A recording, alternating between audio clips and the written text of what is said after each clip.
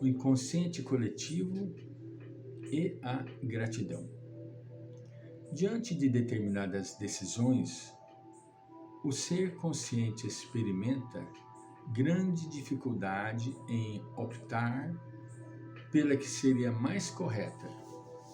Isso porque o inconsciente coletivo encontra-se sobrecarregado de medos, recordações afligentes, impulsos não controlados, toda a herança do primarismo ancestral, mesclando as experiências gerais e as pessoais. Tal ocorrência é resultado da sombra existente na natureza de todas as criaturas. Nas experiências da alegria, como da tristeza, da harmonia, como do desconcerto, os grupos sociais podem compartilhá-las em razão do inconsciente coletivo, o que explica ocorrências funestas ou ditosas que sucedem simultaneamente em diferentes partes da Terra. É graças a esse comportamento que em qualquer indivíduo e em qualquer período, a sombra coletiva emerge do inconsciente coletivo, transmitida individualmente de pais para filhos, concomitantemente de um para outro grupo, transformando-se em calamidade social.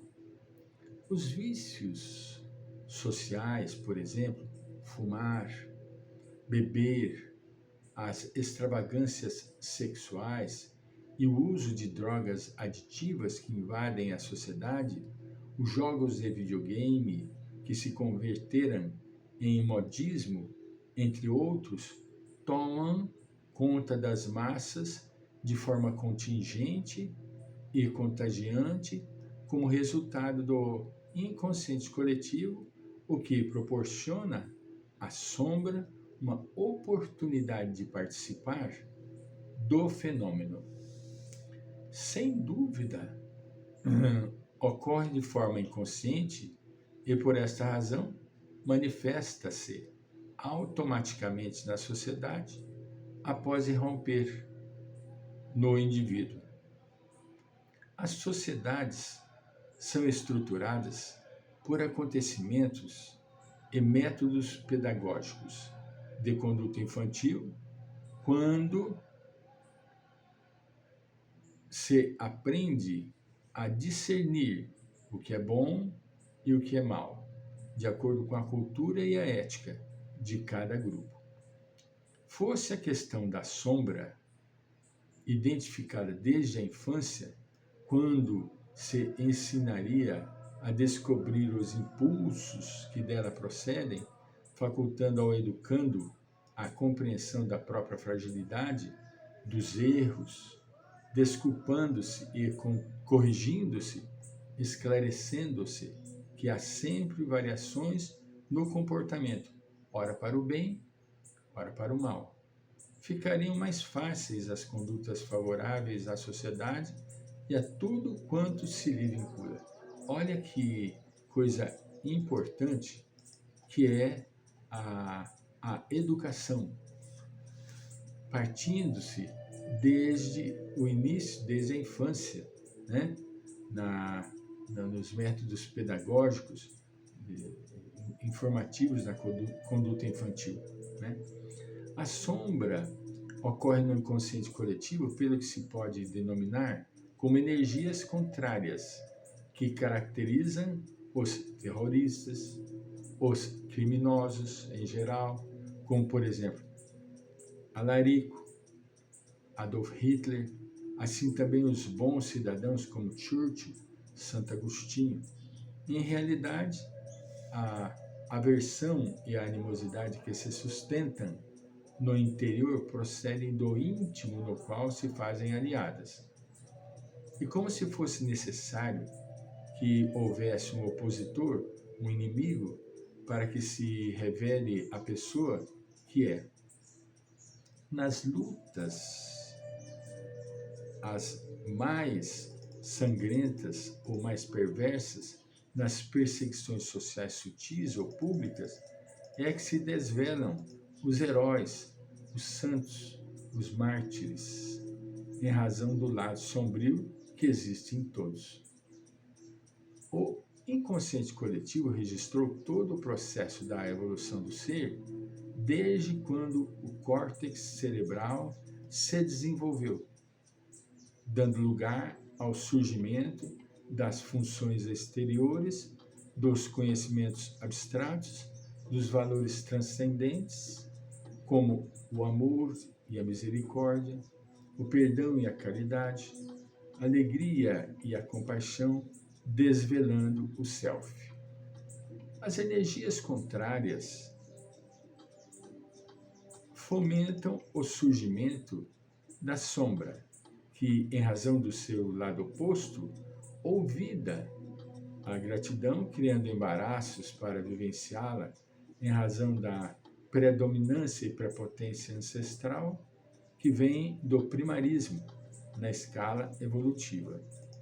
Numa análise mais cuidadosa, pode-se constatar que a evolução do ser humano é resultado mais da sua mente do que do seu próprio cérebro físico, o que equivale a informar que o self lhe é pré-existente, existindo em adormecimento enquanto preparava os equipamentos para se desvelar, o que ainda ocorre no programa da conquista da individuação, em que os impulsos éticos e as conquistas iluminativas transcendem a capacidade física.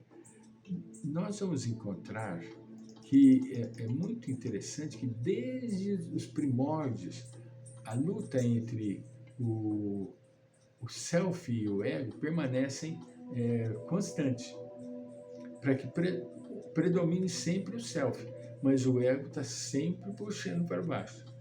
A gratidão é uma experiência moral, não cerebral, no self.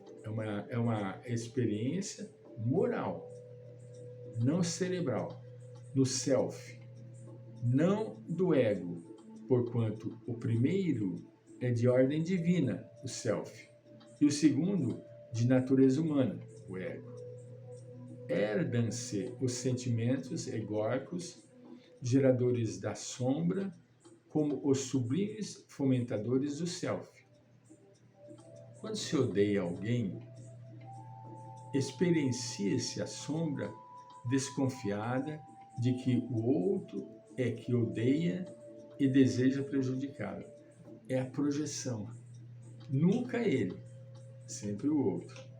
Em mecanismo de defesa nasce então a animosidade. Quando se expressa o amor, o córtex proporciona bem-estar orgânico, ampliando as possibilidades de crescimento do self, dando lugar à saúde. Somente através do concurso do amor é que o sentimento de gratidão e da vida pode manifestar-se. E sendo vivenciado por alguém, irá influenciar as futuras gerações por esculpir-se no inconsciente coletivo, destruindo, melhor dizendo, o império dominador da sombra. As pessoas que ainda se encontram no comportamento sensorial, fisiológico, à medida que despertam o self, observam o mundo à sua volta de maneira completamente oposta ao que notavam. Dominadas por luminosidade grandiosa, por beleza jamais vistas, por harmonia dantes não observada, pela brisa perfumada, alterando a realidade anterior da paisagem sombria. Sem vitalidade, dominada por odores pútridos e por seres humanos que mais se assemelham a animais estranhos. É a imagem maravilhosa da Divina Comédia, onde apresenta o céu e o inferno. Os livros maravilhosos de André Luiz, narrando a, narrando o, narrando os níveis mais inferiores da espiritualidade, ele mostra os espíritos transfigurados em forma de lupinos, de lobos uivando no pântano, que são zonas umbralinas, zonas trevosas, zonas tenebrosas. E quando eles saem para buscar espíritos que se encontram aprisionados nos pântanos da inferioridade, eles vão com marés, que são animais de tração, com ibis viajores, que são pássaros que se alimentam dos fluidos negativos que se encontram no ar, e por cães que ladram à frente, espantando os espíritos das trevas. É uma coisa que quem fez verdadeiramente, transcreveu magistralmente, foi Dante Alighieri, na sua magistral obra Divina Comédia. Eu até conversei com um amigo essa semana, que é um colecionador. Se ele tem milhares de livros que são expostos eu diria, no museu que ele criou, aqui em Votuporanga. E vou citar o nome dele porque vale a pena mencionar. Rapace, Paulo Rapace. Ele tem um museu excepcional de livros, de discos, de CDs, de tudo que nós pudermos imaginar, ele tem lá. E ele tinha uma única obra da Divina Comédia, e que as gravuras eu tinha também dessa mesma forma.